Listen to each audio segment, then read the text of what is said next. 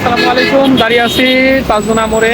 তো আমার পিছনে যে রাস্তা দিয়ে দেখতে পাচ্ছেন, এটা হচ্ছে ঢাকা যাওয়ার রাস্তা, মানে যাত্রাবাড়ি সায়দাবাদ এদিকে যাওয়ার রাস্তা হচ্ছে পাঁচদোনা।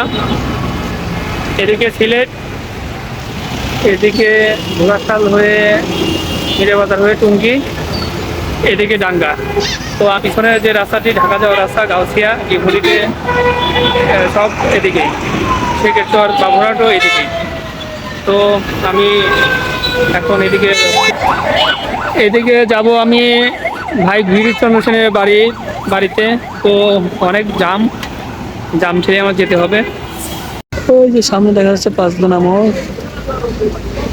ওর পাশে রাস্তা জ্যামে আটকে আছে, এ পাশেও জামে আটকে আছে। সামনে দেখতে পাচ্ছেন ভাই গিরিশচন্দ্র সেনের বাড়ি সাইনবোর্ড। তো আমাদের রাস্তা পার হতে হবে, তো জামের কারণে এই সাইডে দাঁড়িয়ে আছি। তো আর একটু সামনে গিয়েই পার হব, দেখি কি অবস্থা, যেরকম জাম। তো ওই ভাই গিরিশচন্দ্র সেনের বাড়ি যে সাইনবোর্ডটি দেখতে পাচ্ছেন, ঠিক ওই সোজাই আমাদের রাস্তা পার হয়ে তো ভিতরে যেতে হবে। ভিতরে গেলেই আমাদের ভাই গিরিশচন্দ্র সেনের বাড়ি পাবো। তো দেখতে থাকুন। রাস্তা পার হয়েছি খুব কষ্টে।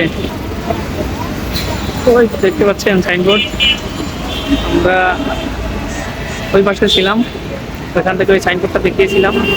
তো এখনও জাম, মোটামুটি কষ্ট পার হয়ে এসেছি। এখন আমাদের ডাইনে প্রবেশ করতে হবে, অল্প একটু ভিতরে গেলেই পাওয়া যাবে। দেখতে পাচ্ছেন ঢাকা সিলেট হাইওয়ে রাস্তা আমার পিছনে, আমি গলির ভিতরে প্রবেশ করেছি। আর এটা হচ্ছে মেহেরপাড়া ভূমি অফিসের সাথেই,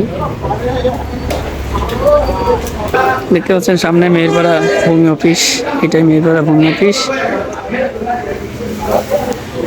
এখানে 2-3 বার এসেছি, যতবার আসছি ততবারই দেখছি তালা মারা, আজকেও তালা মারা। দেখেন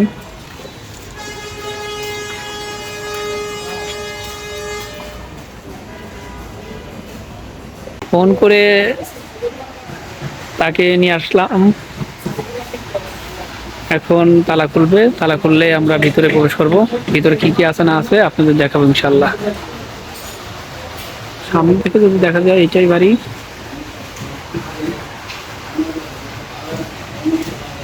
তো আমরা এখন বাড়ির মধ্যে প্রবেশ করবো ইনশাল্লাহ। চলুন যাই দেখি কি আছে।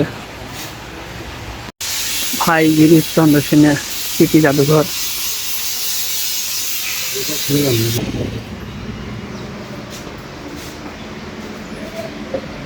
আমরা এখন দাঁড়িয়ে আছি পবিত্র কোরআনের প্রথম পূর্ণাঙ্গ বাংলা অনুবাদক ভাই গিরিশচন্দ্র সেনের পৈতৃক ভিটায়। ভাই গিরিশচন্দ্র সেন 1834 সালে জন্মগ্রহণ করে 1910 সালে মারা যায়।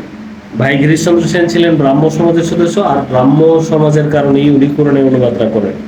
আমাদের উপর একটা সাইড বেডরুম আছে, ওখানে যে আপনাদেরকে ব্রাহ্ম সমাজ সম্পর্কে বলবো। আর এই রুমটা হলো আমাদের রিসেপশন রুম, আর রিসেপশন রুমের এই মেঝেটা হলো আদি মেঝে, প্রথম শুরুতের মেঝে পুরনো আগে।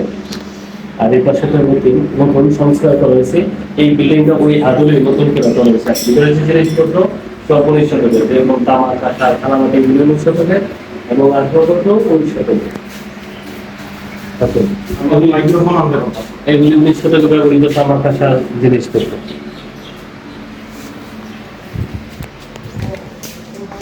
এই পাশটাকে আমরা ভাষা গ্যালারি বলি। ভাই গিরিশচন্দ্র সেন ছিলেন একজন ভাষাবিদ এবং সাংবাদিক। ওনার লেখায় যে কোরআনের অনুবাদক, হাদিসের অনুবাদক, তাপস বলা, এটা উনি অনুবাদ করেন, এবং মহিলা পত্রিকা বিষয়ক সম্পাদক, মানে উনি একজন সাংবাদিক ছিলেন। আর যেহেতু ভাষা গ্যালারি করেছে, ওই জন্য ভাষার যে প্রথম উৎপত্তি ব্রাহ্মী লিপি এবং চর্যাপদ দিয়ে শুরু করা হয়েছে, ভাষা আন্দোলন দিয়ে শেষ করা হয়েছে। আর ওনার বাড়িতে কাজ করা অবস্থায় এই জিনিসগুলো পাওয়া যায়, যখন সংস্কার করে তখন। এখানে আছে সরোবরের উৎপত্তি বিকাশ, যেরকম আজকে আমরা শুরু হইলে কিরকম ভাবে, কিন্তু খ্রিস্টপূর্ব 300 বছর আগে শুরু হয়েছিল উল্টা কেয়ার মতো। এটা ব্রাহ্মী লিপি শুরু হয়ে, যেটা মহাস্থান করে পাওয়া যায়, পরে পরিবর্তন হইতে হইতে পর্যায়ে আসছে যা আমরা বর্তমানে লিখি। এই যে পাশে আছে ব্যাঙ্গন উৎপত্তি বিকাশ। 2300 বছর আগে কলেক্টর যুগের মতো, পরে পরিবর্তন হইতে হইতে পর্যায়ে আসছে।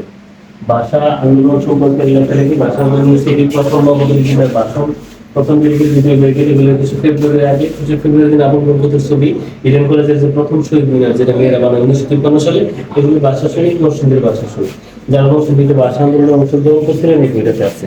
আর পুরা ভাষার ইতিহাসে এই বইটাতে আছে 1947 সাল থেকে 56 সাল পর্যন্ত প্রত্যেকটা ছবি এবং ছবির সাইডে লেখা আছে। যেরকম প্রথম যে কালো পতাকা উত্তোলন করে ঢাকা বিশ্ববিদ্যালয়ের কলা ভবনে 22 ফেব্রুয়ারি 1952 সালে, এই সাইডে লেখা আছে। প্রত্যেকটা পাঠ্য বই তো আর সব নাই, যারা একটু সময় নিয়ে আসে পড়ে তাদের জন্য।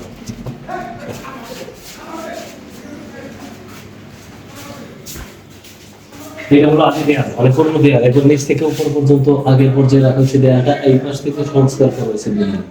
এই যে দেয়ালে মাঝখানে ফাঁকা জায়গা কালী প্রদীপটা একটু কিছু রাখছে, যার কারণে হারিকেন রাখা হয়েছে। এগুলি বাইকের সন্তোষের বাড়ির এই টাইগের বিল্ডিং এরই নতুন করে বসানো হয়েছে ছোট শিল্পী।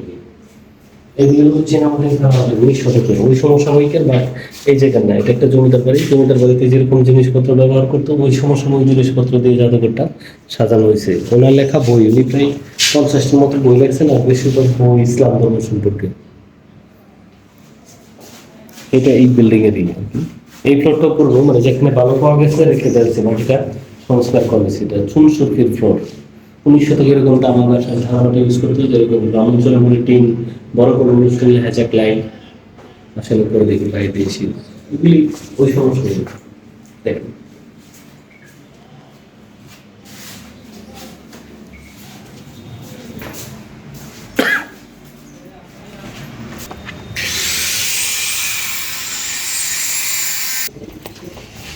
এই যে তার কোনো আগে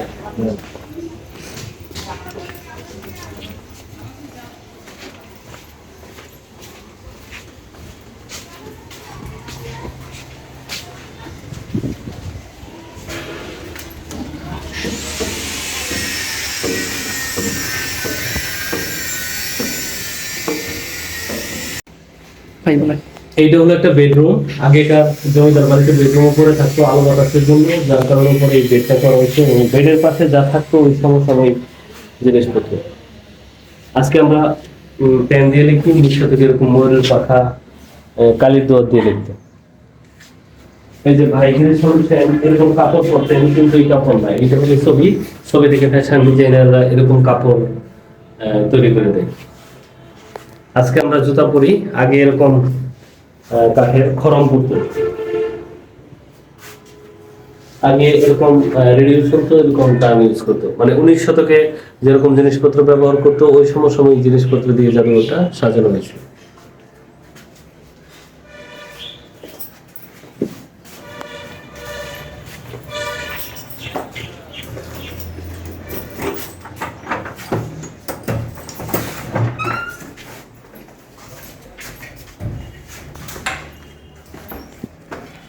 এইটা হলো একটা সাইড বেডরুম, যেখানে ব্রাহ্ম সভা, ব্রাহ্ম সঙ্গীত, ব্রাহ্ম ধর্ম সম্পর্কে দেয়া আছে। ভাই গিরিশচন্দ্র সেন ছিলেন ব্রাহ্ম সমাজের সদস্য। প্রথম রাজা রামমোহন রায়ের গড়া হলো ব্রাহ্ম সমাজ, আর রাজা রামমোহন রায় সর্বপ্রথম লেখালেখি করে সতীদাহ প্রথা উত্তোলনের জন্য একের শর্মা একটা আন্দোলন গড়ে তোলে। আর রাজা রামমোহন রায় যখন 1830 সালে মারা যায়, তখন এই সমাজের ফলোয়ার হয় ভাই গিরিশচন্দ্র সেন, কেশবচন্দ্র সেন, রবীন্দ্রনাথ ঠাকুর আর অনেকে। তখন এই সমাজ থেকে সভাপতি নির্বাচিত হয় কেশবচন্দ্র সেন। আর এই কেশবচন্দ্র সেন মনে করতেন প্রত্যেকটা ধর্মের মধ্যে একটা সাধারণ সত্য বা ভালো কথা বলা আছে, তা অনুসন্ধানের জন্য 4 জনকে সিলেক্ট করে 4টা ধর্ম নিয়ে রিসার্চ করার জন্য। আর ভাই গিরিশচন্দ্র সেনের ভাগে পড়ে কোরআন, তখনই সে কোরআনের অনুবাদটা করেন। মানে মূল থিমটা হলো এই জায়গায়, উনি হলো সনাতন ধর্মের। কেন কোরআনের অনুবাদ করতে গেলেন, মানে ব্রাহ্ম সমাজ থেকে তাকে দায়িত্ব দেওয়া হয় কোরআনের অনুবাদ করার জন্য, তখন সে কোরআনের অনুবাদ করেন। আর তার সময় লাগে 1881 সাল থেকে 1885 সাল পর্যন্ত। আর ব্রাহ্ম সমাজের তারা কি করে প্রত্যেকটা ধর্মের মধ্যে যে ভালো ভালো দিক আছে এই দিকগুলি নিয়ে এসে একটা নতুন ধর্ম তৈরি করে, যেটার নাম দেয় এই ব্রাহ্ম ধর্ম। ভাই গিরিশচন্দ্র সেন, কেশবচন্দ্র সেন, রবীন্দ্রনাথ ঠাকুর তারা ছিলেন এই ব্রাহ্ম ধর্মের অনুসারী। ধন্যবাদ।